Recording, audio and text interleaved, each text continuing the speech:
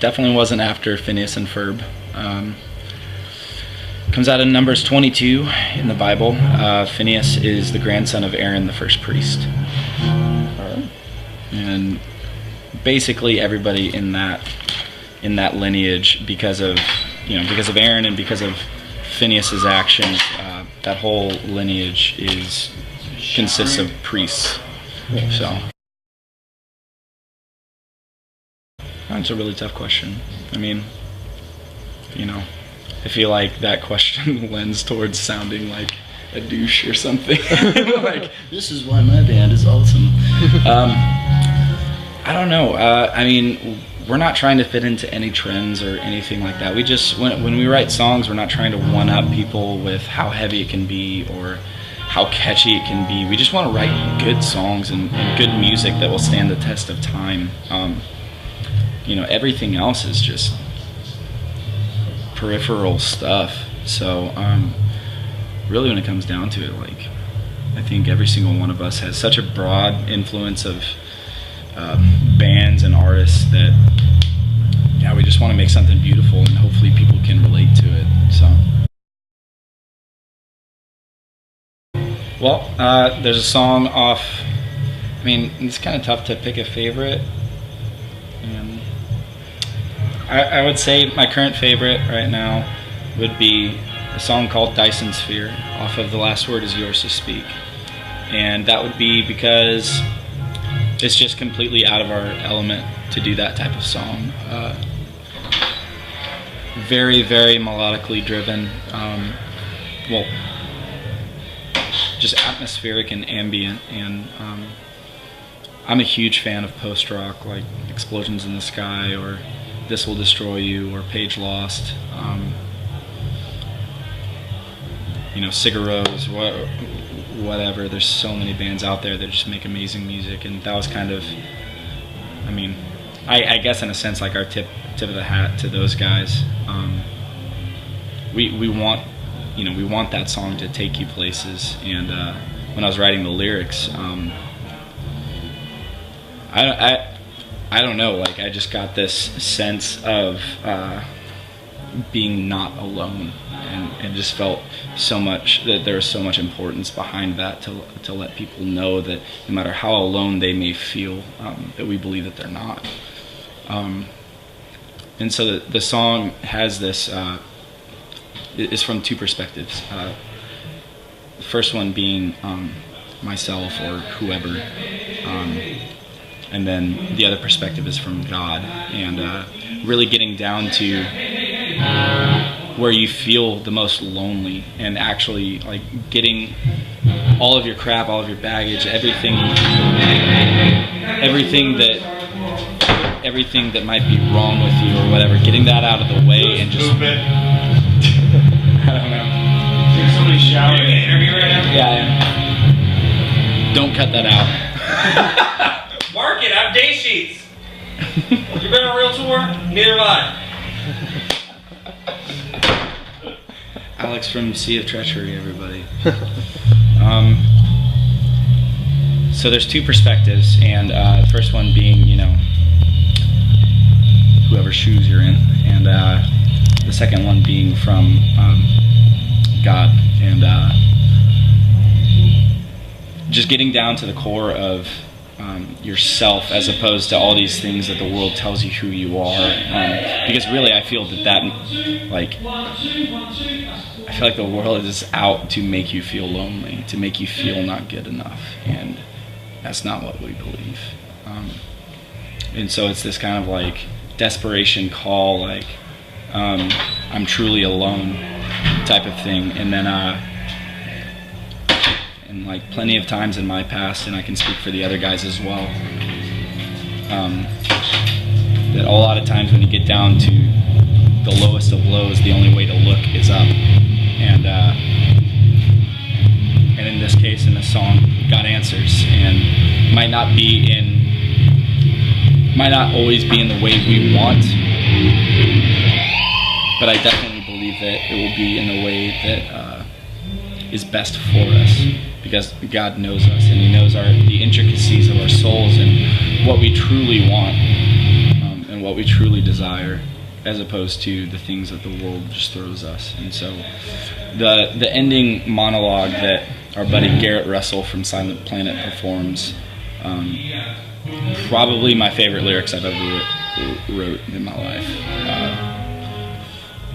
Goes, I'm looking down from the clouds over all creation while you cling to filthy means, but it's my blood that you're washed in. Look up to the stars that have set out like lanterns to illuminate my child, superseding your ransom. You live your life in the cracks of an infinite canvas. You're a mere fraction of a note in eternal stanzas. The beginning, the end, and what comes after, they point to me because I am their master.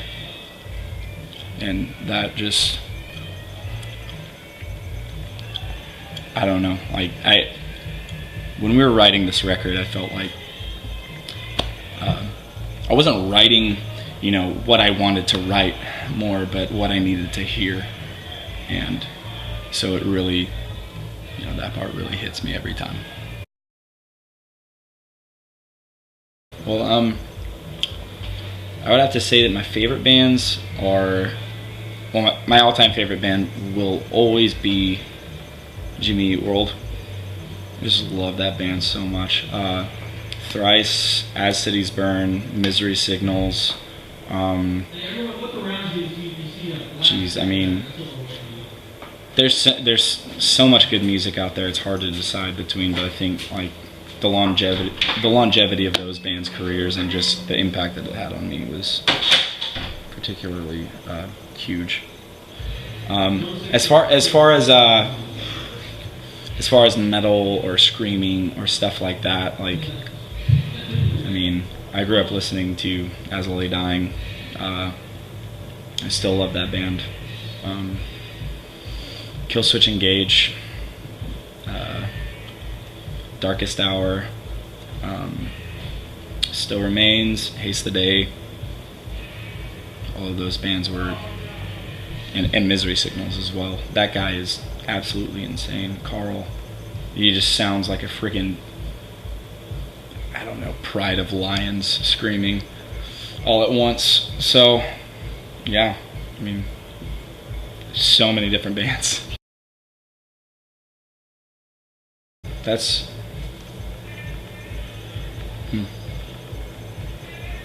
I mean, I got blanket statements, I got all that stuff, but I think just from this show,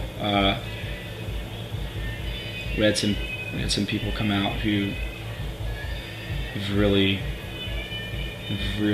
encouraged me, and I don't know why, but I mean, on the road you get in a rut, and it's hard to necessarily, like, I mean, like, reality almost gets thrown out the window because you're just in the van or you're in a venue all day. If you're not, you're at McDonald's trying to find some Wi-Fi. But I had two gentlemen pray over us, and it just meant so much. I don't know how to describe it, like talking to them about how they found out about us, or two other guys, brothers who came to this show, who told me, dude, because we played here in November, you know, since then their other brother had passed away, and like, I don't know, like, music is so powerful, and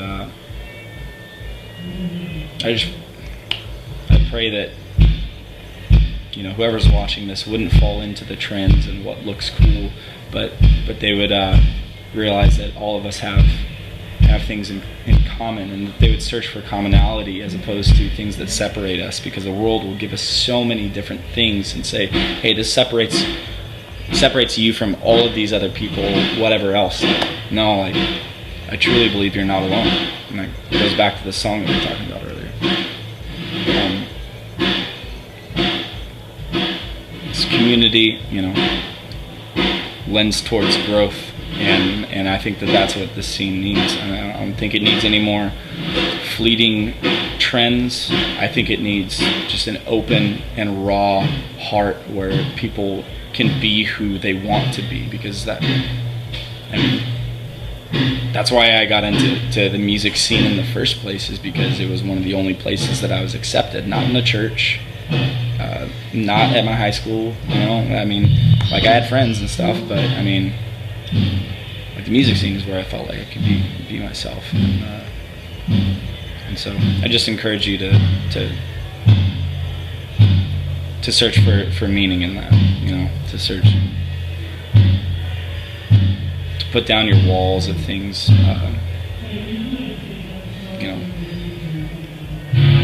just be yourself, because I believe that God loves you.